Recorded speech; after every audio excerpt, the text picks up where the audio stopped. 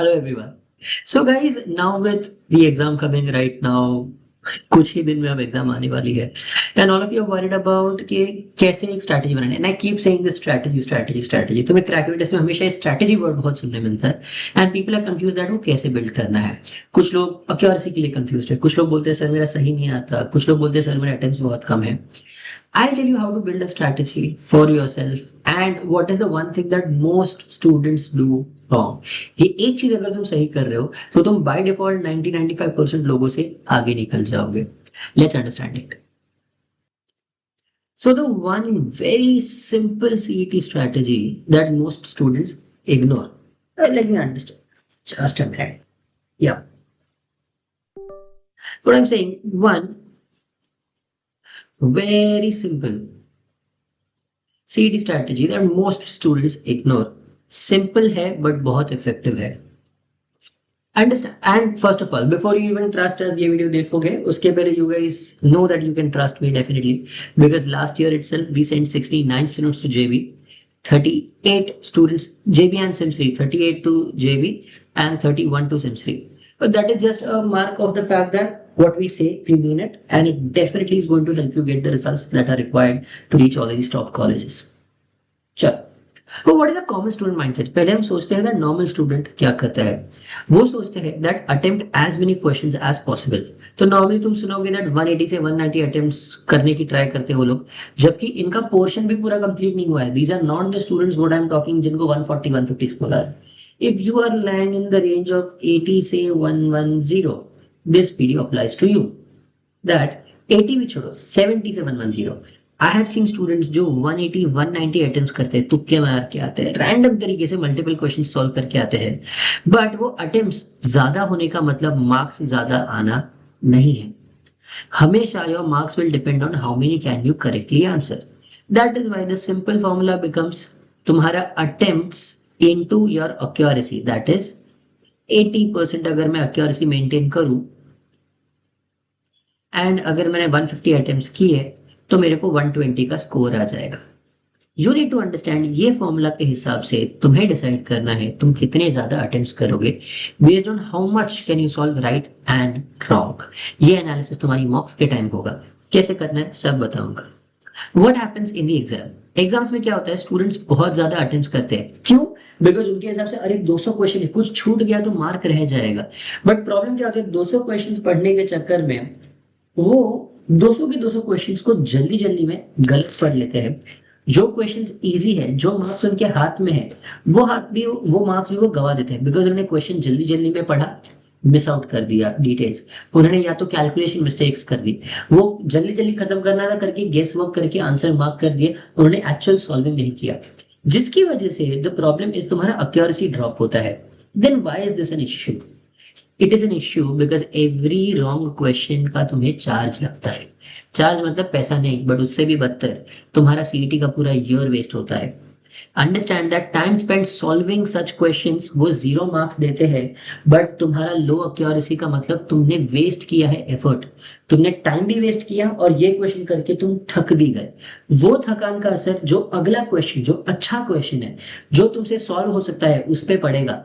LR puzzle पे पड़ेगा जो तुम गलत करके आओगे, क्यूए के क्वेश्चन में पड़ेगा जिसमें तुम कैलकुलेशन गलत करके आओगे क्योंकि तुम इतने थके हुए हो, क्योंकि तुमने गलत जगह पे एफर्ट, गलत जगह पे एनर्जी डाल दिया।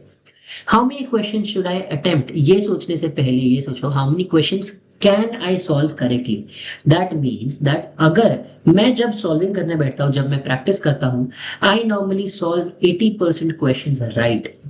मेरा जो अभी लेवल है उस हिसाब से I am aiming at a 120 का स्कोर, तो मुझे 150 अटेम्प्ट्स करने पड़ेंगे।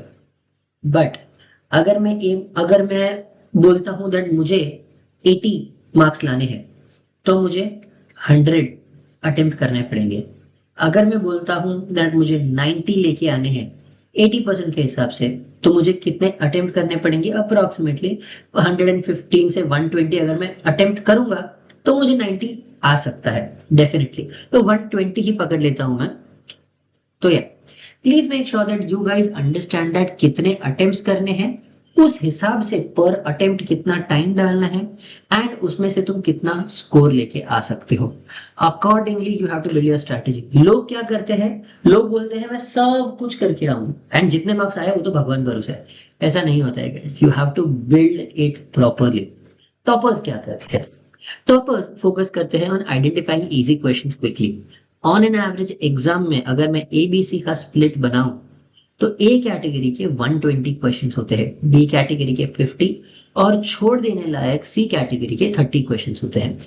वो टाइम ट्रैप्स को अवॉइड करते हैं, specially topics like input output, coding D coding, LR, circular puzzles. ये सारे टॉपिक्स को वो इग्नोर करने, फैक्ट इन्फरेंस जजमेंट, ये सब कुछ वो छोड़ देते हैं बिकॉज उन्हें पता है दैट ये उनका टाइम खा जाएगा और रिटर्न तो कुछ मिलेगा नहीं। अगर ये चीज में 1 मिनट डाल के 1 मार्क मिलता है, ये चीज में 30 सेकंड्स डाल के 1 मार्क मिलता है, वो लोग 30 सेकंड्स वाली चीज को प्रेफर करते हैं because they are trying to maximise the return on the time that they are getting. The return on time is what I call MPM.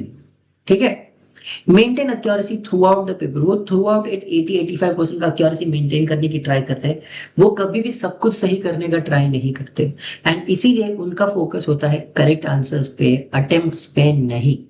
वो ट्राई करते हैं दैट ये जो ए कैटेगरी के क्वेश्चंस है इनमें से वो 100 मार्क्स सही लेके आए, इसमें से वो 30 मार्क्स सही लेके आए एंड इसमें से 10 मार्क्स वो सही लेके आए बेस्ड ऑन प्रॉपर गेसिंग। ये करके उनका स्कोर आ जाता है 140 एंड वो, तुम सोचो, उसके पहले वो लोग जेबीआईएमएस निकल लेते हैं और तुम सोचते रह जाते हो अरे यार मैंने क्या गलत किया। तुमने सही तरीके से सोचा नहीं, that is the issue. Remember, exam में करेक्ट आंसर से तुम्हारा स्कोर बिल्ड होता है, अटेम्प्ट्स ओनली मैटर करते हैं अगर वो सही है। अगर अटेम्प्ट्स बिल्ड करते रहोगे कौन आके तुम्हारी पीठ थपथपाने वाले, अरे इसने 200 अटेम्प्ट्स किया इसको जेबी जाने दो, कुछ फर्क नहीं पड़ता है। तो more attempts do not equal to more marks. Better accuracy में तुम्हारा हायर स्कोर आएगा, बट बेटर एक्यूरेसी भी beyond limit. Don't try to get 100% accuracy because तुम कभी भी नहीं कर पाओगे, तुम उल्टा टाइम टाइम वेस्ट करोगे और तुम्हारा स्कोर वापस 100, 110, 120 पे अटक जाएगा। तुम्हारा मैक्सिमम अटेम्प्ट्स करना गोल नहीं है, मैक्सिमम करेक्ट आंसर्स करना है।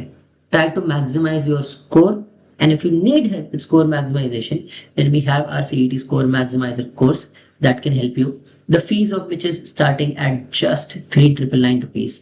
इसमें तुम्हें सारी ट्रिक्स, सारी मेथड्स जो भी CET के लिए जरूरत है ये सब कुछ मिल जाएगा। Also guys, if you like this video, please click on the like button. I know that मेरी वीडियो थोड़ी अजीब सी बाजू में दिख रही है, but let me solve that for you. Yeah.